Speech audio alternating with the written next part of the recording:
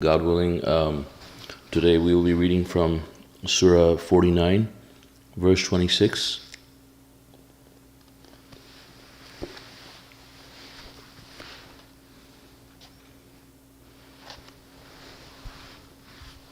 Let's all seek refuge in God from Satan the rejected.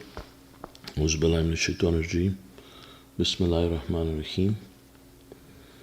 While those who disbelieved were enraged. I hear myself somewhere. Don't know where that's coming from. All right. While those who disbelieved were enraged. Yeah, there's feedback. Okay. So we are feedback.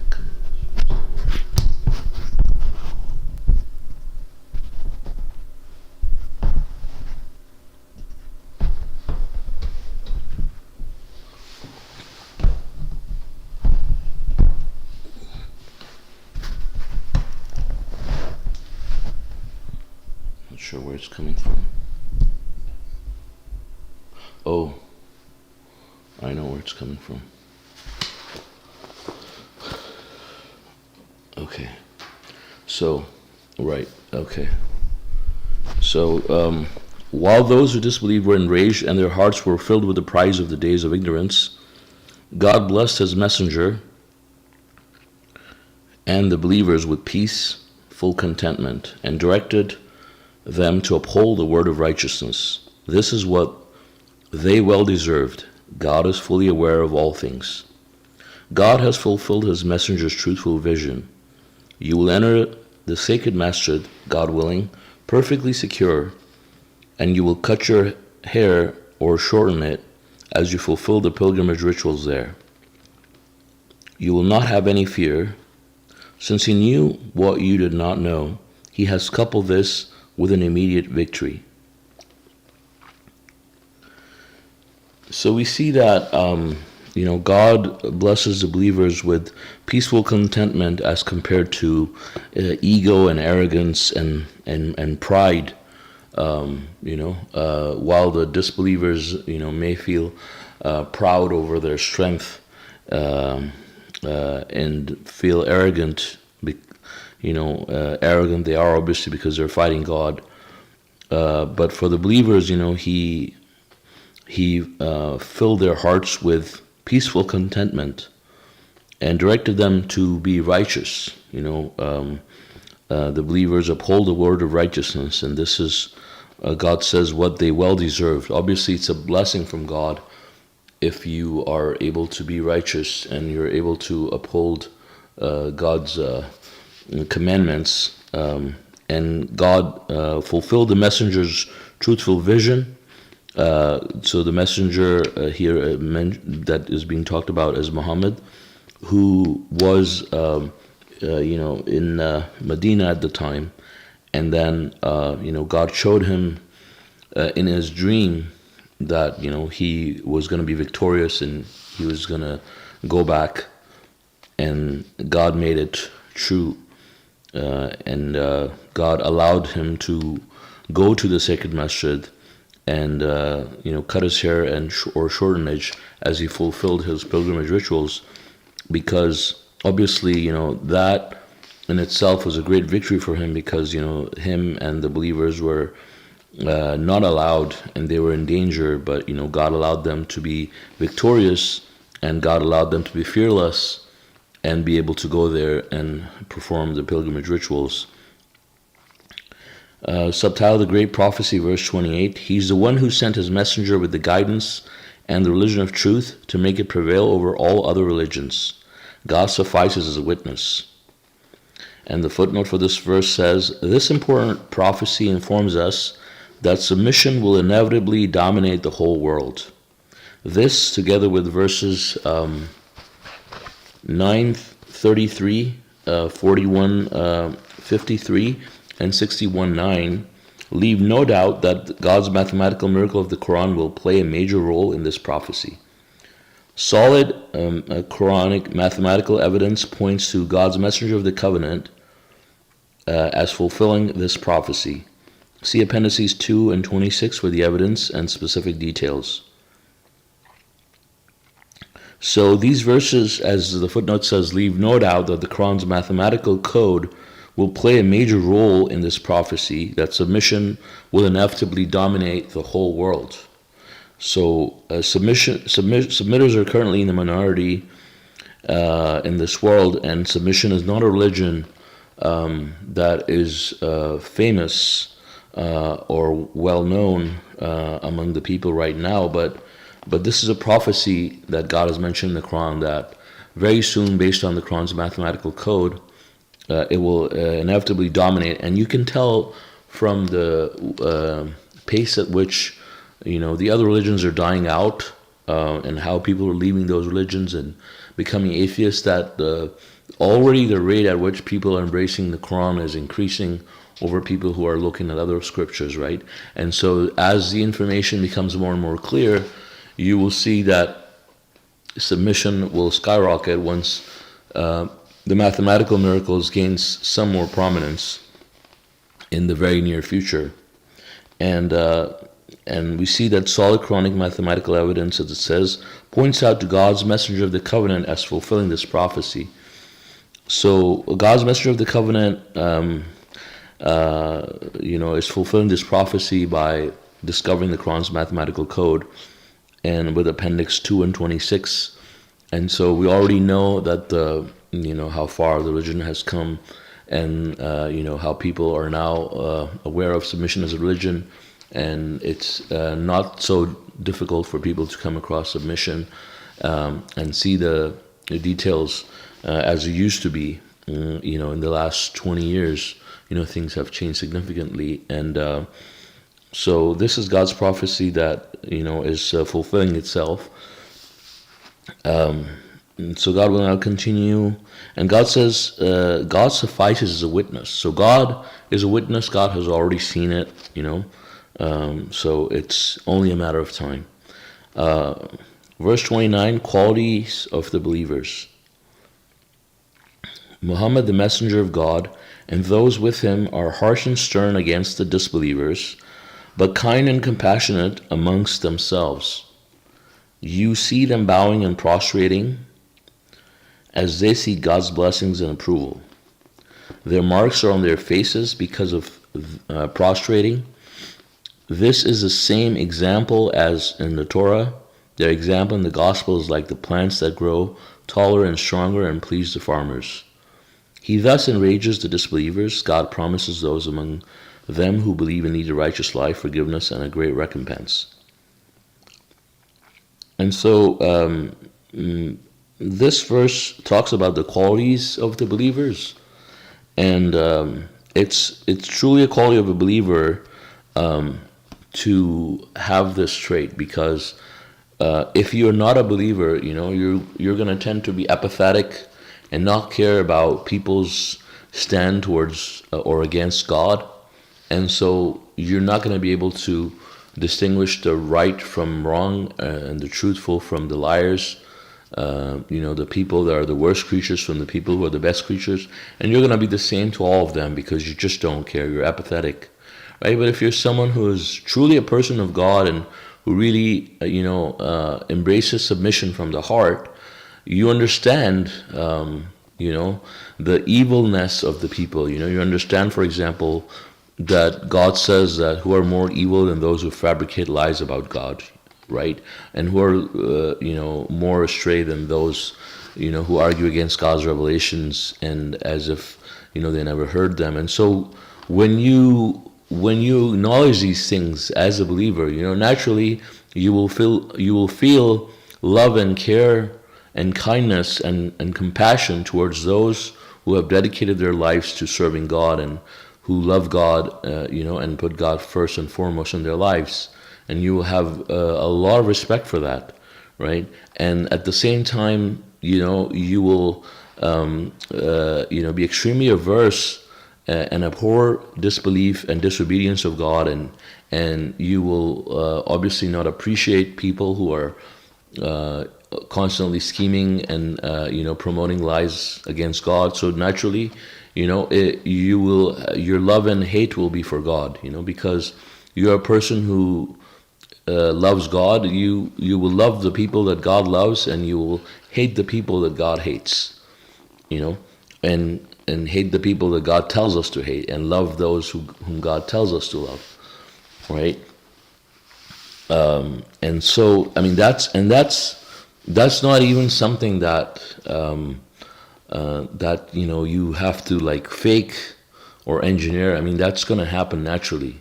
If you love someone like your parents, and you see someone saying bad things about them, naturally you're not going to like that person, right? But if you don't care about those people, I mean, then people can say whatever, and you're apathetic, and a lot of people are apathetic, and a lot of people promote this idea that you have to be just kind to everybody, and a lot of people are just harsh to everybody, but the believers are kind and compassionate towards each other, like and the Messenger gave the example of cats, and lions when it comes to disbelievers and hypocrites. So there's a huge difference, actually. I mean, you can see cats are very gentle creatures, and very soft, furry animals, and lion roars and attacks and kills its prey, So it's a big difference, right? And so the believers, it's a quality of a believer. And it's not something that people can just fake. It will happen naturally for believers. It comes natural.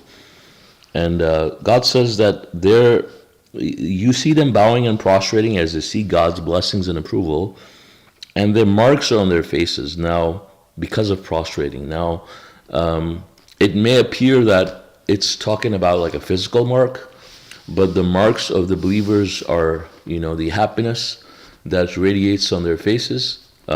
Because they worship God and because their souls are nourished, you will see happiness and bliss on faces of the believers, the smiles, that will be the marks on the faces of the believers from worshiping God. In the so-called Muslims, obviously people try to fake this mark because they just want to be considered righteous, because people may do business with them or hire them or respect them, and so they put physical marks on their faces by using rocks and stuff like that. But these marks that God is talking about are not those kind of physical marks. But you can tell by looking at them that God has blessed them with happiness inside their souls, and this is something that the believers will recognize. So, and God says He has promised those among them who believe and lead a righteous life forgiveness and a great recompense. So obviously, the people who are believers, they will not have any fear, they will not have any worry, and they'll live their lives, free of worries, and naturally, God gives them happiness and joy in this world as well as hereafter. So, they will naturally be people who will be happy. They will have no problems in their lives whatsoever if they pass their admission tests. And so, it will be quite obvious for them and for others to see that. God willing, I'll continue reading Surah 49, the walls, Al-Hujurat. In the name of God, most gracious, most merciful. O you who believe, do not place your opinion above that of God and His messenger. You shall reverence God, Goddess, hearer, omniscient. O you who believe, do not raise your voices above the voice of the Prophet, nor shall you shout at him as you shout at each other, lest your works become nullified while you do not perceive. Surely those who lower their voices at the messenger of God are the ones whose hearts are prepared by God to become righteous. They have deserved forgiveness and a great recompense. As for those who call on you from outside the walls, most of them do not understand. Had they been patient until you came out to them, it would have been better for them. God is forgiver, most merciful. So, God willing, I'd like to read the footnote for verse 2 and 3. It says, whenever the word prophet, Nabi, is used in reference to Muhammad, it invariably refers to him during his life, not after his death, Obviously, we cannot possibly raise our voices above Muhammad's voice now that he's dead. See also 33:56. And verse 3 footnote says, respecting the messenger helps outsiders and visitors come to God's message. So basically, God's the verse 49:1 is very strong in telling us that we cannot put our own opinion above, or in contrast to the opinion that is of God and His messenger. Now, the opinion of God and the messenger is kind of goes hand in hand. It's one and the same, because the opinion of the messenger is not his own opinion. He doesn't give personal opinions. It's coming from God, right? So whatever is the opinion of God, it's the opinion of God and His messenger, because God is the one who sent the messenger. So God inspires the messenger to explain things so that people can be guided. And so those opinions, the messenger will not, push his own personal opinions and mislead the people. And so that's why God says, do not place your opinion above that of God and His messenger. So God says, if you love God, you obey the messenger, you follow the messenger, and God will love you. And so this is the idea, God has a system in place, and His system dictates that He sends a guiding teacher, and we follow the guiding teacher. We listen to the teacher, and we all have been trained enough in our lives to understand how a student-teacher relationship works. If a student wants to learn, he has to listen to the teacher. He has to follow the teacher. If a student decides that he's not going to listen to the teacher, student ends up failing the exam, and it's pretty much the same concept in this life in general. You're not going to listen to the messenger.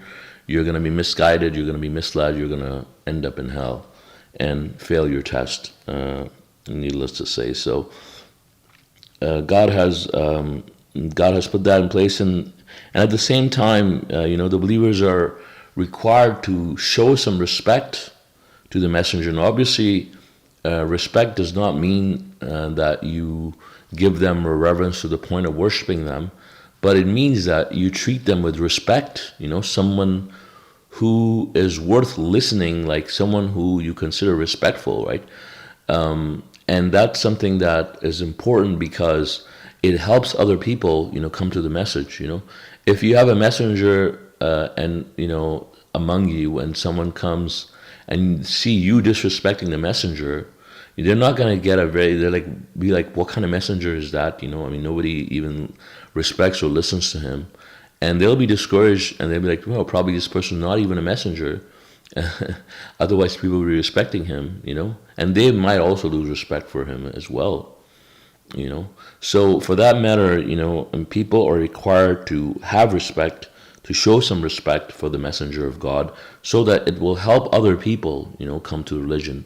Now, again, not to the point of idolizing them or worshiping them next to God, but just, as you show respect to someone that you care about, like let's say the mayor of your town comes, you're going to have respect for him. You're not going to treat him the same way as everyone else, right? A mayor of the town, comes to your house, you're going to have respect for them. You're going to treat them with kindness and care, and you're going to listen to what they have to say, and the same way people are supposed to show. But these people that were around the messenger of the covenant, or even around Muhammad, not all of them exhibited the same kind of respect.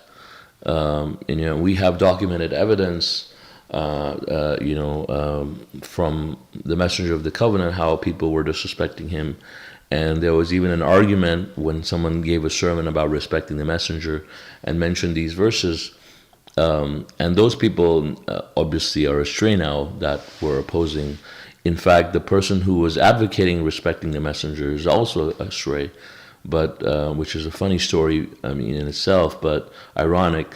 But needless, respecting the messenger is very important for people to be guided, and it shows that people who lowered their voices, who respected, were the ones that God had blessed, because God wanted these people to learn from the messenger, and their hearts were prepared to become righteous this way.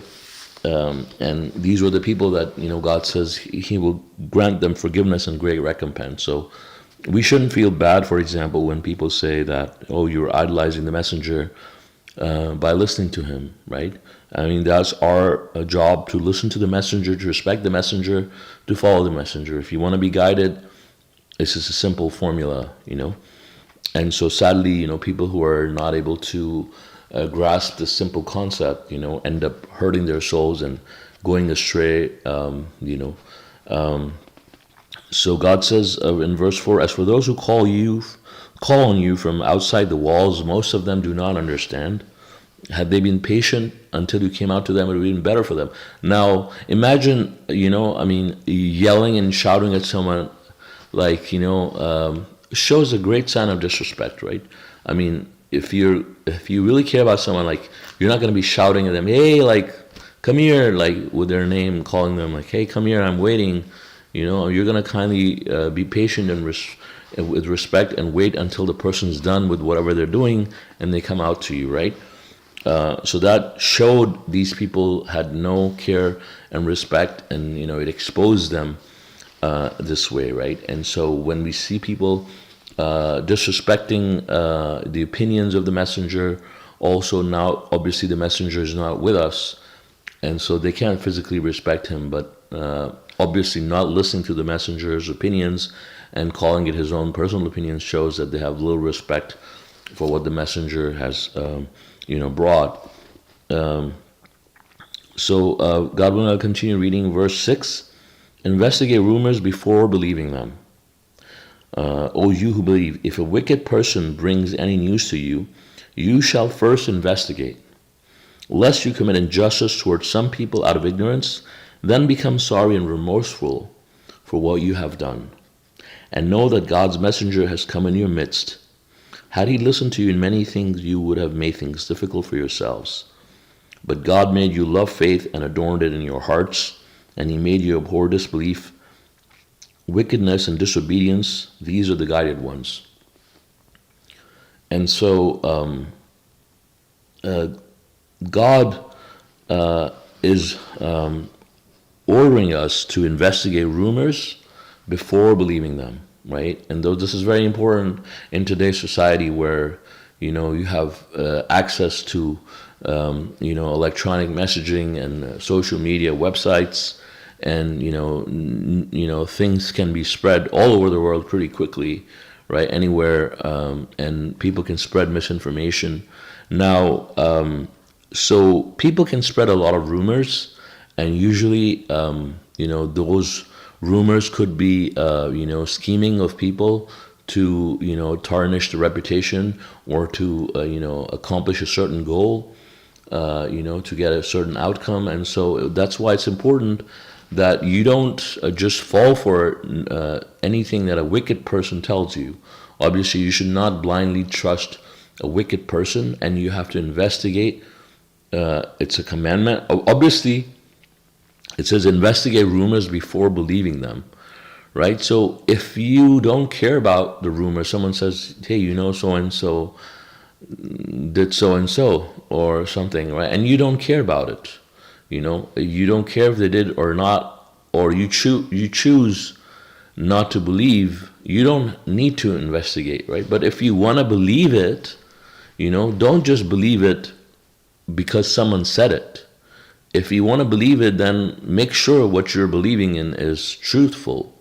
So you need to have evidence, you need to investigate, right? You can't just take someone's word for it and then be sorry and do something wrong that you regret later because of this misinformation someone gave you. Now, to give you an idea, like this one person, for example, was spreading these lies about the submission app, saying that this app tracks users' information and it uses this information to sell to the CIA and this and that, and Suleman is doing that, and people heard it and people started believing it and so uninstalling the app and leaving bad reviews and whatnot, But then few people decided to investigate, and you could just ask, even, for example, right? I mean, just give you an example. There's many other similar scenarios, right, where people can say lies about someone,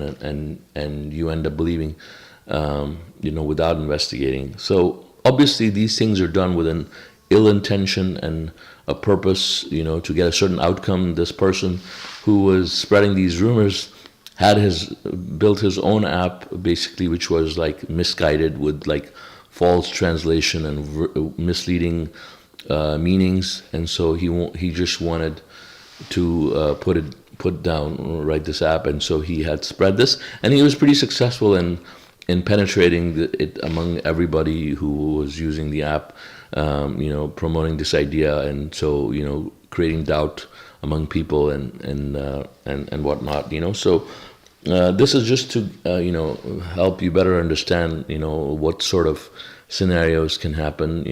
I mean, it could be any number of ways people can target someone or a group to get some kind of advantage, or have maybe even a financial gain from it. Now obviously then I came to know that this person was charging money for his application as well, from users, and for premium features or something. Anyways, so God says that, and know that God's messenger has come in your midst. Had he listened to you in many things, you would have made things difficult for yourselves. So God made you love faith and adorned it in your hearts, and he made you abhor disbelief, wickedness, and disobedience. These are the guided ones. So naturally, a believer will have, dislike and hate, against disobedience. They'll abhor disobedience of God. They'll abhor disbelief, and they'll abhor wickedness. Extreme hate against these kind of behaviors, and he will make the believers love faith, and he'll adorn it in their hearts even more. So this is a blessing from God, that he will make them hate something that's bad for them and something that they need to stay away from, and so naturally it will be easier for them to avoid disbelievers, and not want to be with them.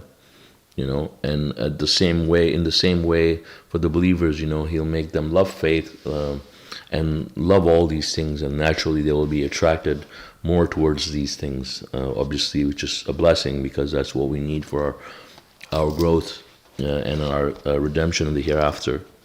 So this is why God says, such as grace from God and his blessings, God is omniscient, most wise. It's God's infinite wisdom that he allows this to settle in the hearts of believers. Verse 9, reconcile the believers. If two groups of believers fought with each other, you shall reconcile them. If one group aggresses against the other, you shall fight the aggressing group until they submit to God's command. Once they submit, you shall reconcile the two groups equitably. You shall maintain justice. God loves those who are just. So, God says, and I'll continue actually reading the real family, verse 10. The believers are members of one family. You shall keep the peace within your family and reverence God, that you may attain mercy.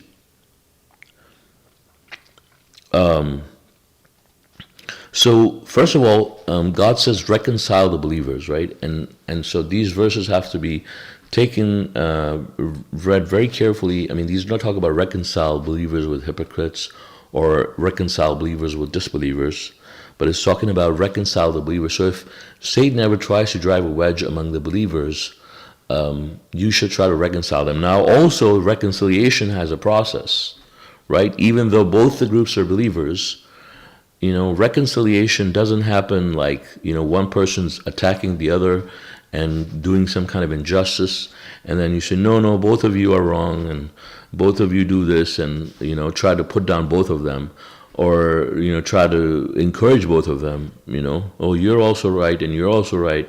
I mean, believe me, I've seen these scenarios, and none of this is gonna help you, achieve the right outcome. And so, if you see a party aggressing against the other, you cannot just say, oh, brother, or sister, whatever, or a bunch of people, to say to them, just, and try to be diplomatic and political.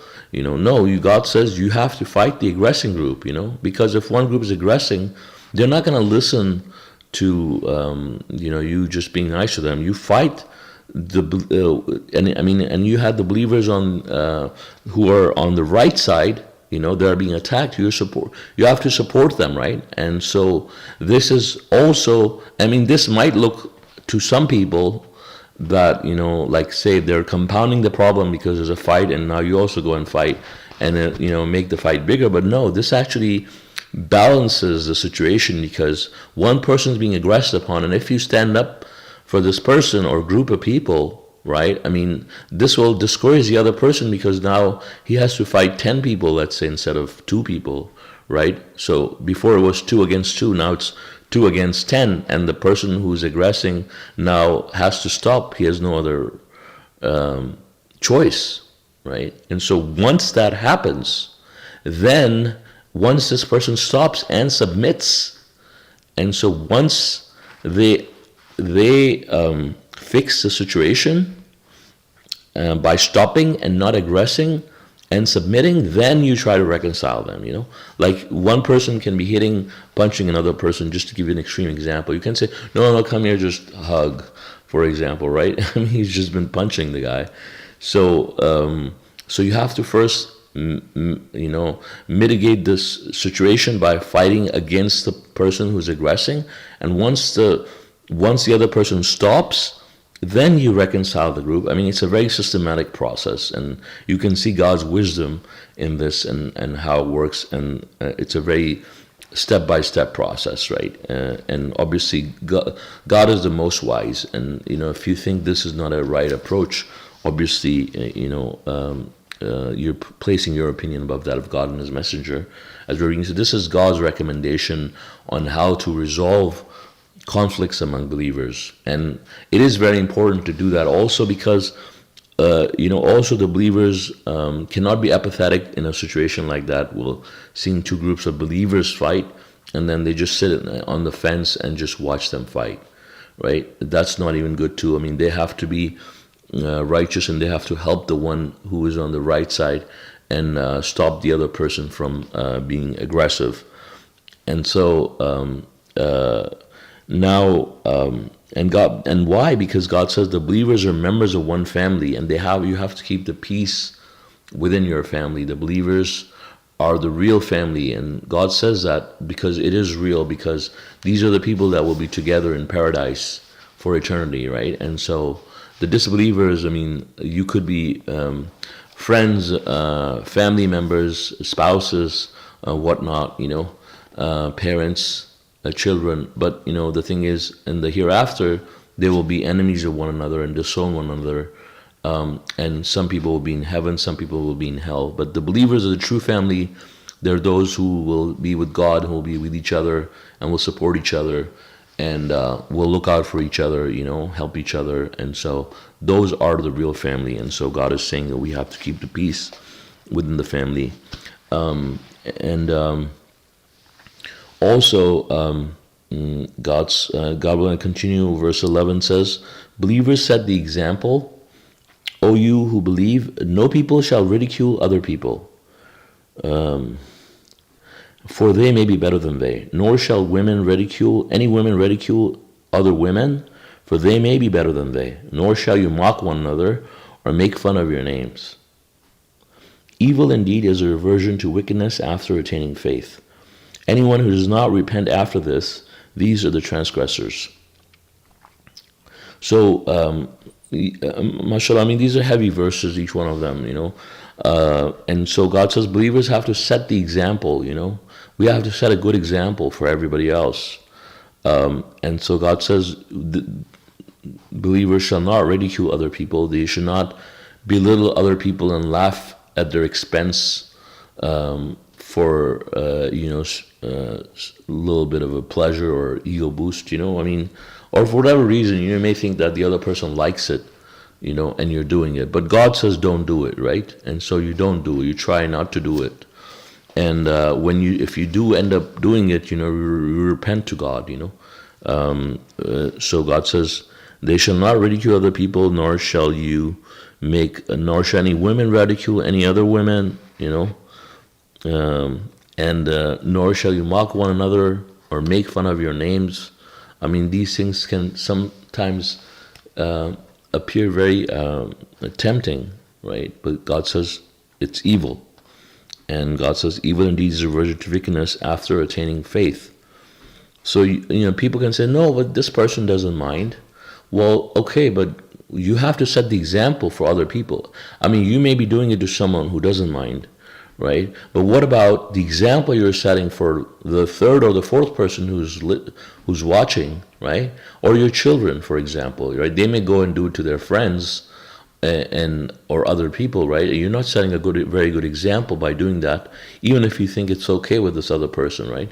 And so it's not really just about victimizing another person. It's about setting a good example, right? As believers, you have to set the highest moral standards, that should be a model for the rest of the world, right? And so if the believers are doing these kind of things, then what can you expect from, disbelievers who are ignorant? So they should not mock one another. They should not mimic their sounds and whatnot, to appear funny and make fun of it. I mean, people do all these kinds of things, and so God says these are evil things. So we should refrain from that. Obviously, satire is different from making fun. I mean, jokes are different from making fun. I mean, in a satire,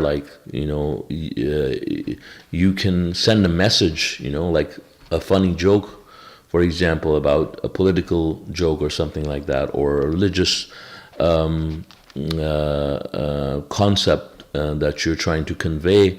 You can convey it with a joke, as long as it's not making fun of God or making fun of His revelations. But you're sending a strong message. Let's say I create a joke about comic joke about insurance, right? People who are afraid of insurance, and they're getting insurance for each and every little thing, and I make a little joke about it, and it's fine, because it sends out a certain message.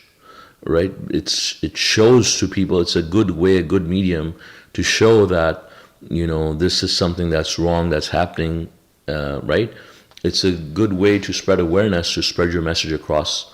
Just like you decide to sing about something. It's a good way to get your message out.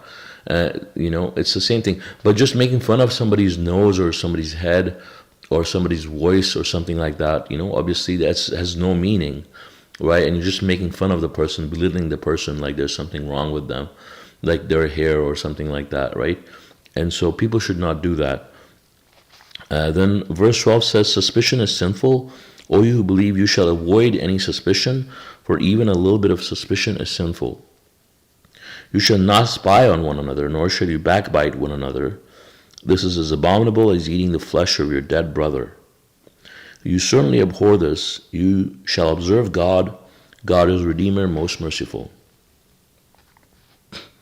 So this verse is telling us not to have any kind of suspicion, not even a little bit of suspicion, right? And now, if you think about suspicion, I mean, suspicion is just a hurting thought. You think someone's doing something bad, and it's just in your head. The person doesn't even know about it, but you're thinking something bad about it, right? Bad about them.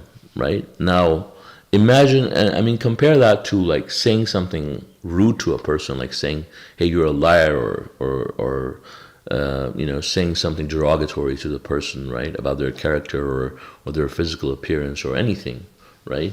And that's very, very hurtful, right? But just even a little bit of a hurting thought about a person, that is bad. And it's bad for you too, because, you will pay with your own happiness.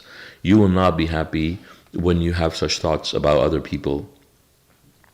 and also spying on them and backbiting against them, right? So God said, these are all abominable as eating the flesh of your dead brother. So eating the flesh of your dead brother is pretty abominable. I mean, nobody would want to do that in their right mind unless they're really psychotic. And so God says it's as bad as that. You know, you don't want to do that. So you certainly want to stay away from that for your own good. It's very sinful, right? I mean, you come across someone, and the messenger of the covenant, he gave that example. You come across someone, he makes a face at you, and you think this person doesn't like you. I mean, that's suspicion.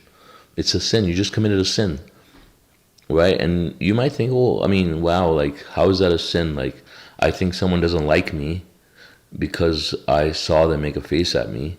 I mean, how is that a sin? Well, I mean, God says it's a hurting thought you had. I mean, this person could just maybe have a stomach ache or something, right? And this is something very small. And so, you know, we make big assumptions about people and commit that on a regular basis, you know, without realizing it. So we have to be more mindful about our actions and our behaviors and our attitude and our mannerisms towards other people, because as submitters, we have a huge responsibility. You know, it's not like the people we were before these revelations were explained to us. And now that we have the message, we have the revelations from God, we have the guidance, we have the mathematical miracle. I mean, we have a huge responsibility, right? And we have to set the best example. So, God willing, we have to really work on ourselves. And God says, you shall observe God. God is Redeemer, most merciful. So obviously, you have to be mindful of this and remember God and ask God for forgiveness. You know, God is most merciful. Obviously, He's saying that for our own benefit, you know, so we can grow our souls and, you know, be better humans. God says the only criterion for distinguishing among the people, verse 13, it says, O people, we created you from the same male and female and rendered you distinct peoples and tribes that you may recognize one another. The best among you in the sight of God is the most righteous. God is omniscient, cognizant. So again, this verse is also talking about what should be the criterion for distinguishing among the people, right? So you can't say, well, this person's Asian and this person's Indian, so the Indian person is probably better than the Asian person or something. It's just, you know, plain racism obviously has no place in the Quran. God says the only criterion for judging or distinguishing among the people is righteousness.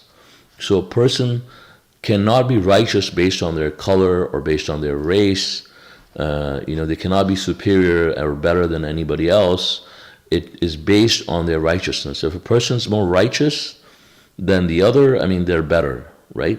So being better than another person isn't based on your looks, isn't based on your financial status, isn't based on your race, isn't based on your profession, isn't based on your financial standing. I mean, you get the idea, right?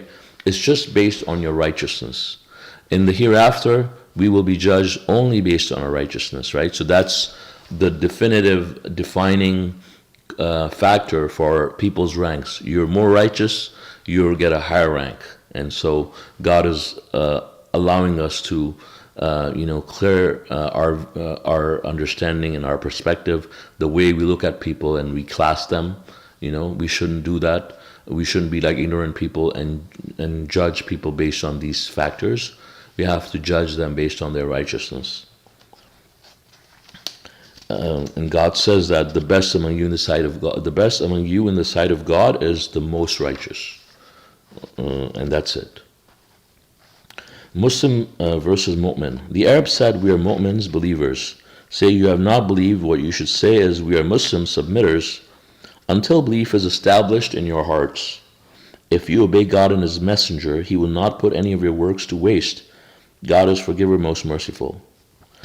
So this verse, and God willing, we will continue in the next study also, is,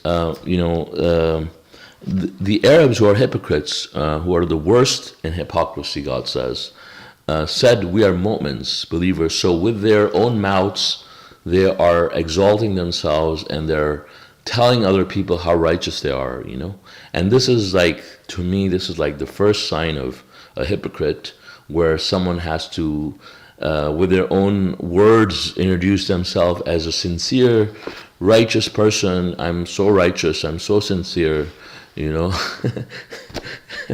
And those are the worst people you have to watch out for, right? And so, I mean, a truly righteous person will not boast about their righteousness or gloat about, how blessed they are in their righteousness.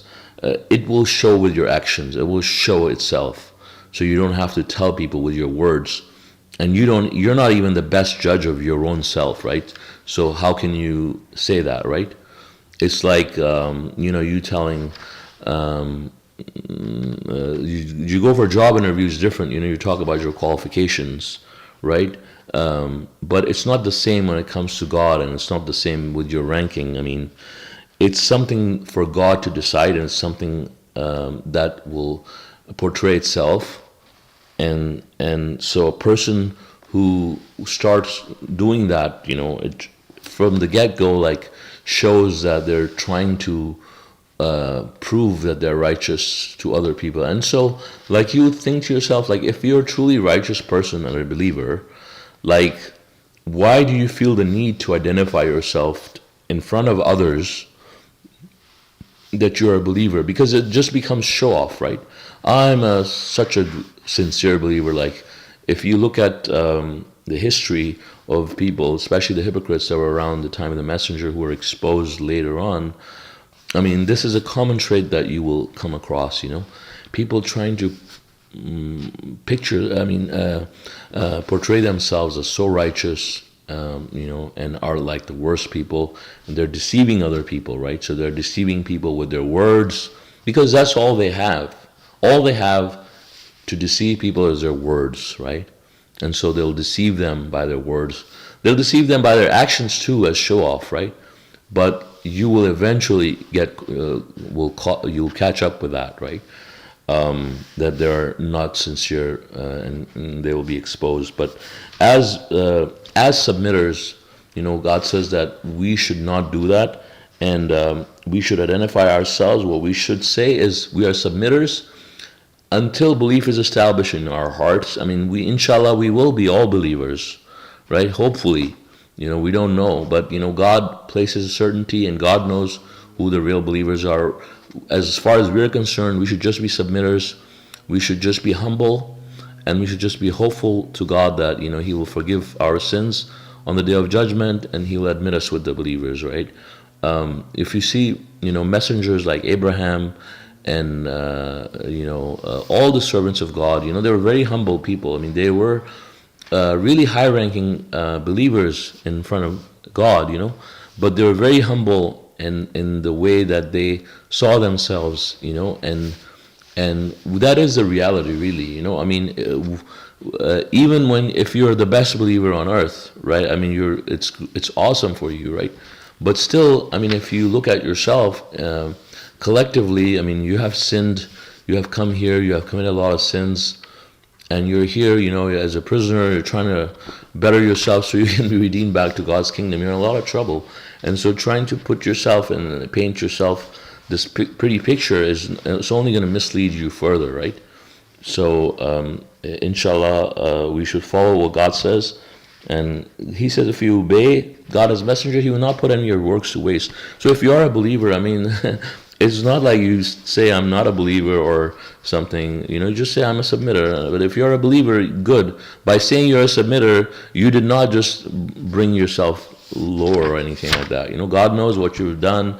God knows your works. You're only concerned about what God thinks. So no need to proclaim to people I'm a believer and I'm this and I'm that, Unfortunately, people do that, But we just identify ourselves as submitters. That's who we are. And that's it, And inshallah, God will make us believers. He will make us stronger and redeem us. That's up to God. And we can only pray that He will count us among the believers that God says in the Quran. So with that, I will end. And if you guys have any comments or questions, please feel free. Thank you.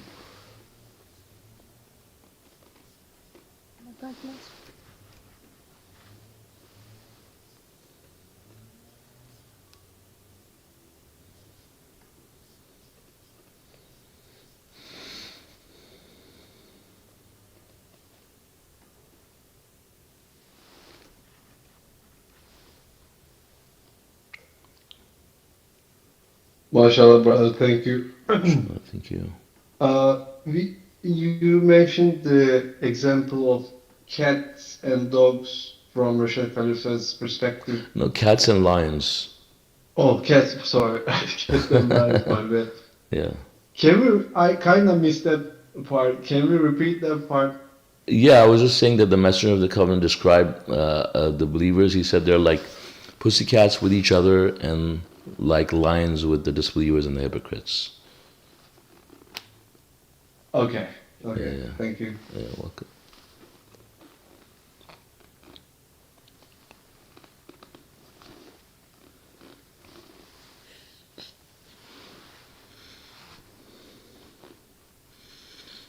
So, God willing, if you have any comments, please share, or any questions.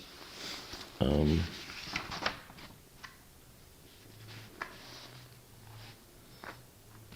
God willing, I'll be right back.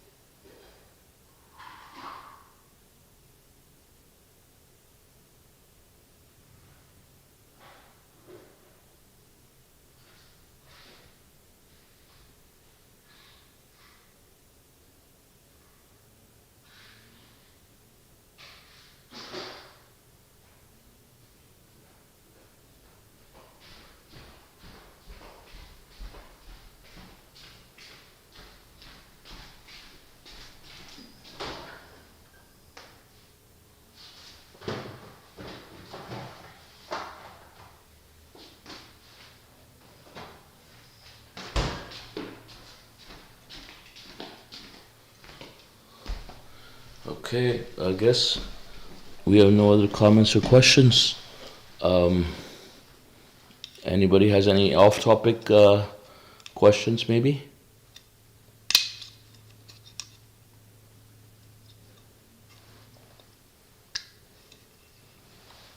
Yes, mashallah. Can you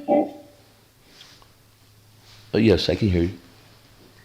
So, it's about like the details in the Quran. We know about the major commandments, but there are also some minor details that are also major.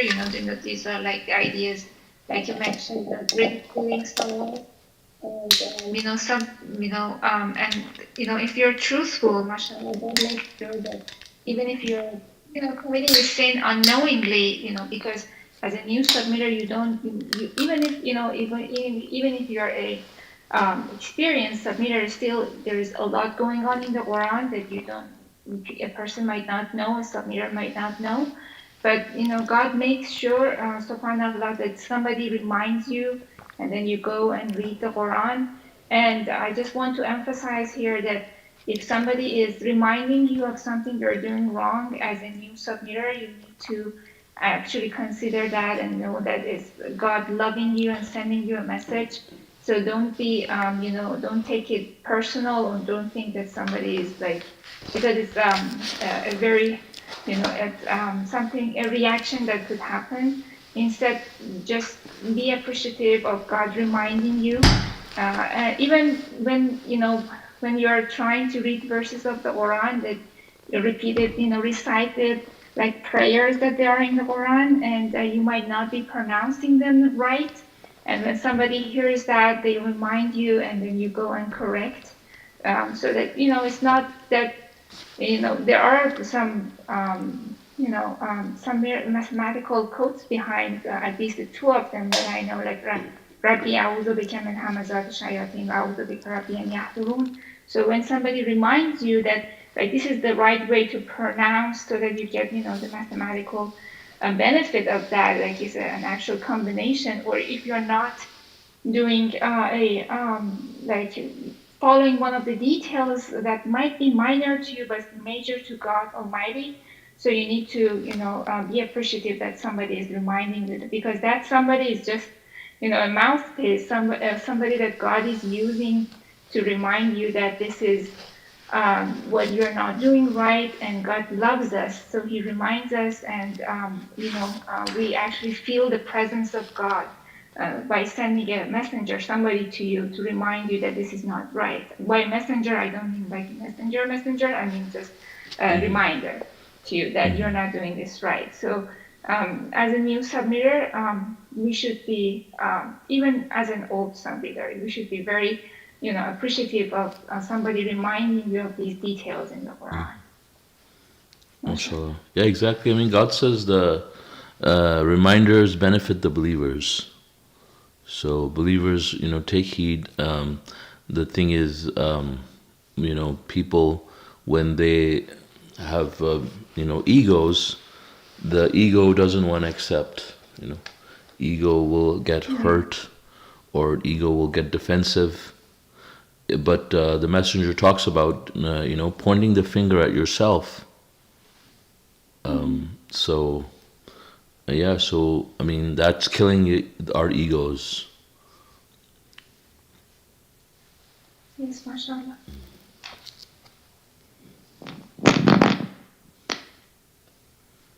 The point about not calling ourselves believers, it's something that we should be very mindful, because I also, I myself observe and I witnessed a person who is a false messenger right now and was around the messenger at the time, and in one of the Quran studies he was praising himself for being like I'm a such sincere a believer. Yeah, I I'm know. such a believer. I'm doing 5 contact prayers per day. It's like, Right. and then all of Satan is listening, and Yeah. for sure that person is going to be targeted as the Yeah. best and claim Yeah. being a messenger. Yeah. Yeah, I So we heard should be he's very not doing careful. any prayers now. Oh, okay. Okay. He has become even more stronger Right. in disbelief. Yeah. May God protect all of us. We should always be. Oh, sorry, brother. We should always be. Even sometimes when I laugh at these people, it's like I always, try to be cautious, because it's like I don't know if for sure we know that there are disbelievers, but it's like I still don't know what my own companion is doing to me. Is trying to say like you're better than this guy, you're like believing. Still we should be mindful, even if we just take a lesson. We don't go any further than that, and then considering ourselves better submitters. That's my opinion. Always mindful. Sorry, Brother John, for interrupting. No, that's okay, mashallah. I was just wondering, who's this person that's not doing any prayers now? They once were, and now they're not doing Yeah, I anything. mean, I heard a deep. Yeah, Yeah, I'm familiar with him. yeah. So Yeah, first yeah. he was advocating 3 prayers, and apparently now it's no prayers. And already, I mean, he says Hajj is just a conference. Wow. So no Hajj, so now no contact prayers. It's scary to think how far these people have drifted off.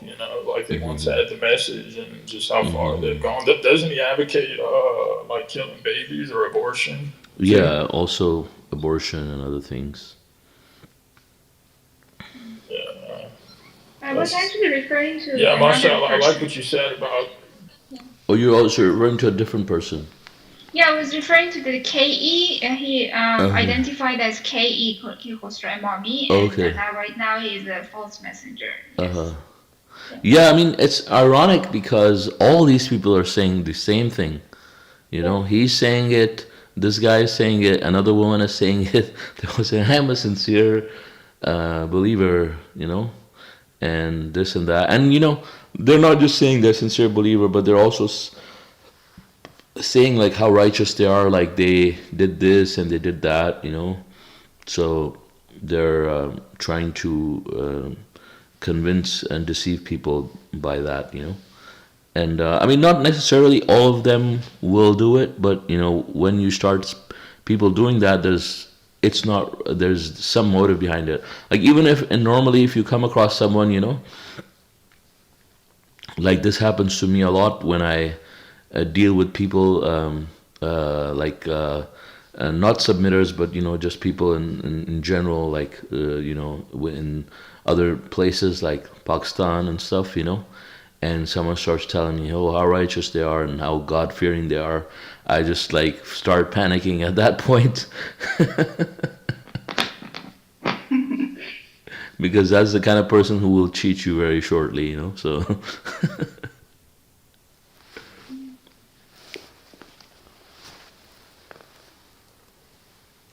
Yeah, too much unsolicited information. Uh, but yeah, I like what you said. It's a good reminder, even for myself, about being harsh and stern, like lions with disbelievers and idol worshippers and hypocrites. And it used to be something that I wasn't doing, but I guess I'll tell you, it got easy for me. Like once I really understood and believed, what these people do and believe in, they literally invite me to hell. Like what they're doing and believing, and they're. It's like, man, these people are not even remotely my friends or acquaintances. Everything they live for and what they're doing and practicing literally invites me to be with them in hell. And you just think about, like, God forbid, the people that would end up there, how much hatred they were gonna have for their leaders or for their friends or the people that they went astray with or befriended. And when I think about it like that, I'm repulsed by what they do, what they believe. And yeah, it becomes easy to be fierce, like you were saying, like a lion, as a messenger said, against these people.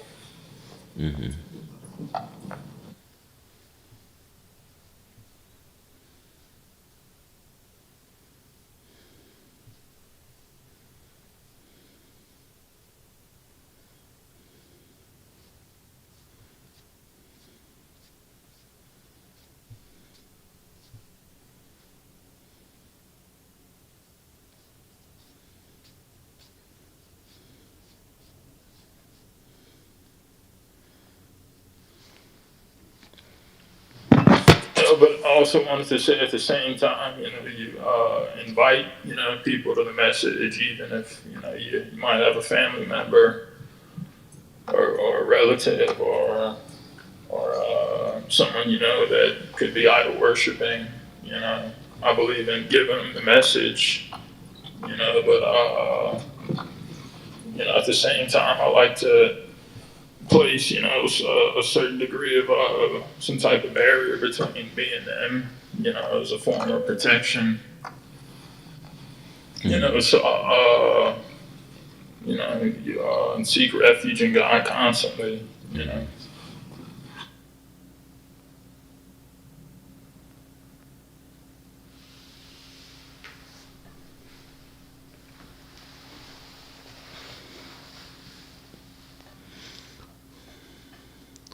yeah, how do you guys feel about the verses about suspicion? Do you find yourself struggling with it sometimes? Yeah,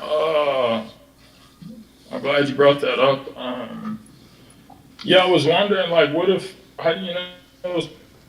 Sometimes if I found I could be at work or something, and or like I'm missing a tool, for example. Let's say at an old job, I'm missing a tool, and you're pretty aware of the people you work with, and I guess it's happened to me before. Like, oh, did somebody come by and snatch it from me or take it? And I've looked everywhere for it, and that actually happened to me a couple weeks ago, and then I ended up thinking of somebody at first. Maybe it could have been a jinn or something, or my companion that would have invited me to accuse or something else. But immediately I was like, well, no, there's no evidence against this happening, so I just left it. I just left it alone. I completely left it alone. I wasn't even upset, regardless of the situation. Even if it was, I was like, "Well, there's no evidence." And then about a couple of days later, I ended up finding it. It was hidden somewhere. I think I had placed it there. It fell there. But, I have come to realize that most of the time, the kind of suspicion that I try to avoid it. May God help all of us, but I'm proven wrong like hours after, like right after, or even like a few hours after. I'm proven wrong that you were just suspicious, and I obviously will repent. But it's something that immediately I get this hint or that you were wrong. It's like I'm always given the answer, and it's like I'm learning that my companion is working really hard to make me suspicious, and I should avoid it. So, and these reminders but it doesn't happen very frequently because, mashallah, submitters are happy most of the time, and we don't need to, think of other people. Nobody's harming us. We are protected. We have a guardian, mashallah, a guardian angel. So it's okay. And sometimes I forget. And as the messenger said, we should enter into a covenant with God immediately. And when he says that even believers should repent, strong repentance. So we need to enter into a covenant again. So that next time we are mindful that I entered into a covenant, so I should stop that. And I've been using that strategy so that I stop. I even ordered something that says keep your covenant, an engraving to remind me on a daily basis that I should keep my covenant. And it's not easy, but it's absolutely possible as we grow, our soul grows. Inshallah. Yeah, somebody may think that it's referring to circumcision.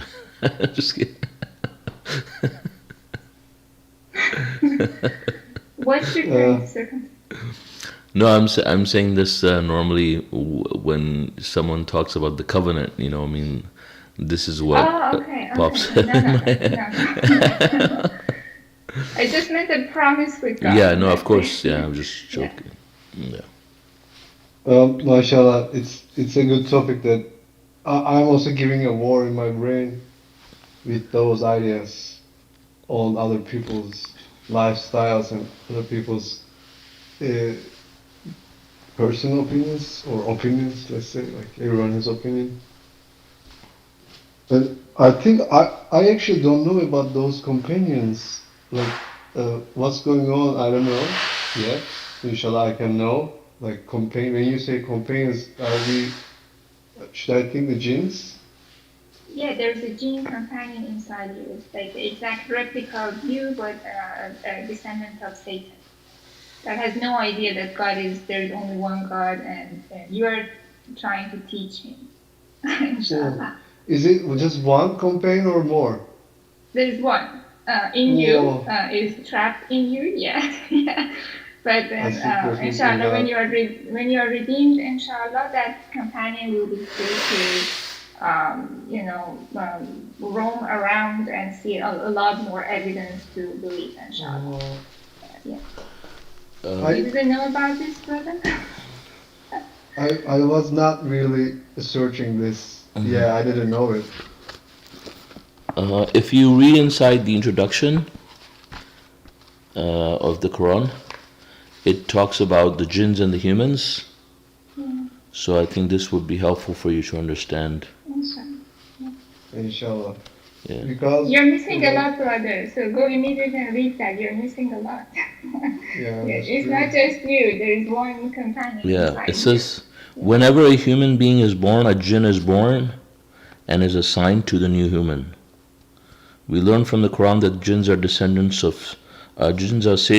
Satan's descendants. When a jinn being is born and assigned to a human being, the jinn remains a constant companion of the human until the human dies.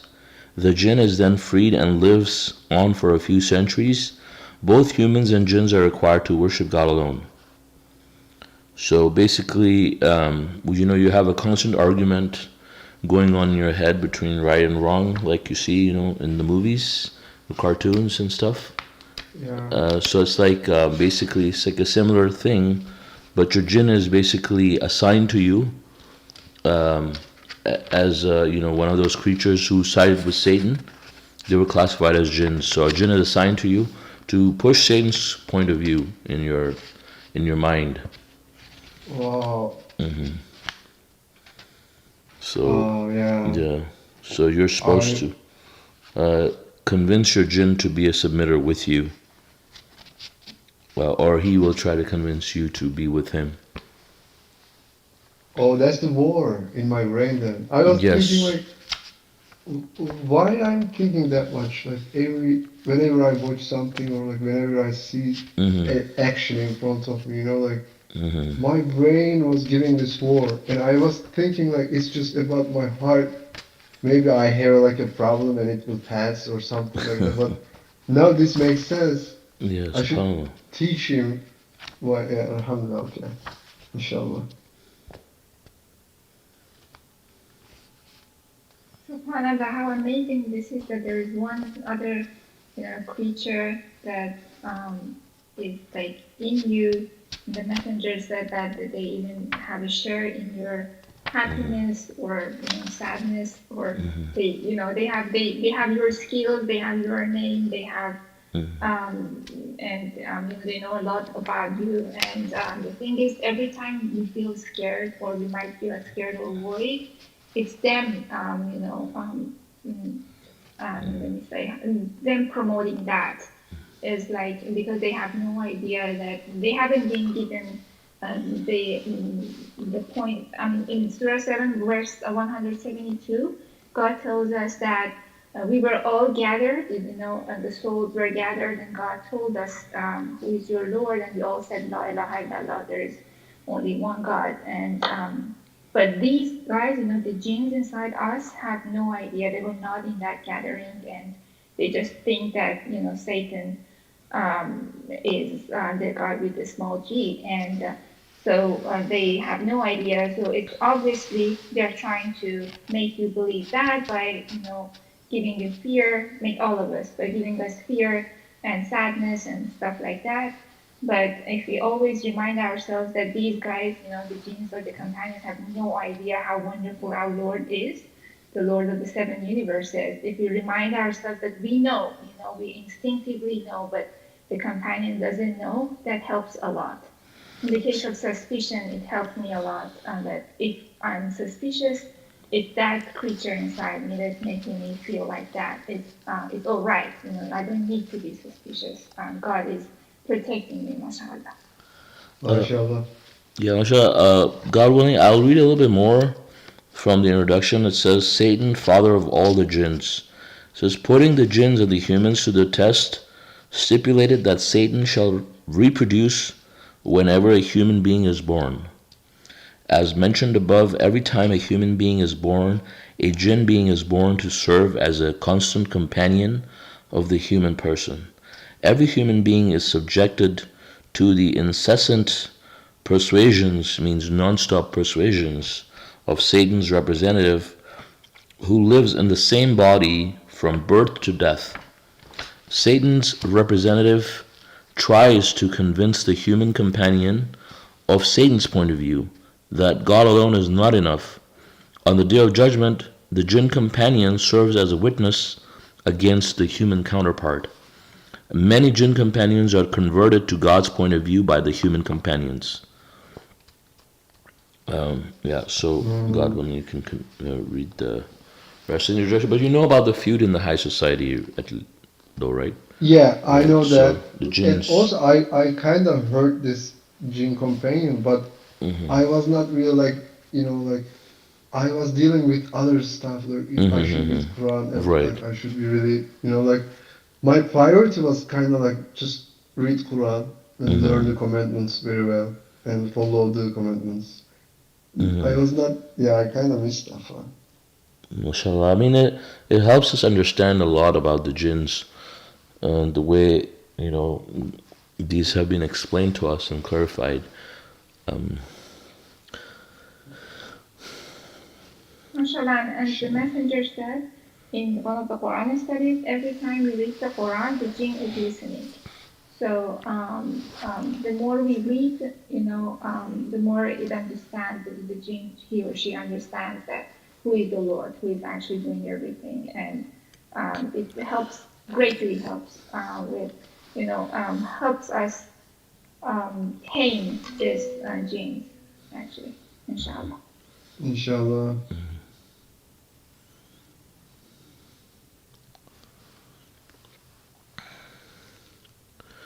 So, God willing, if there are no further comments or questions, we can conclude the study. What do you guys think? Yes, inshallah. Okay, so thank you all for joining us. God willing, our next English study will be on Saturday at 9:30 a.m. Pacific time. God bless you all. Assalamu alaikum. God bless you. Assalamu alaikum. Assalamu alaikum. God bless you. Assalamu alaikum.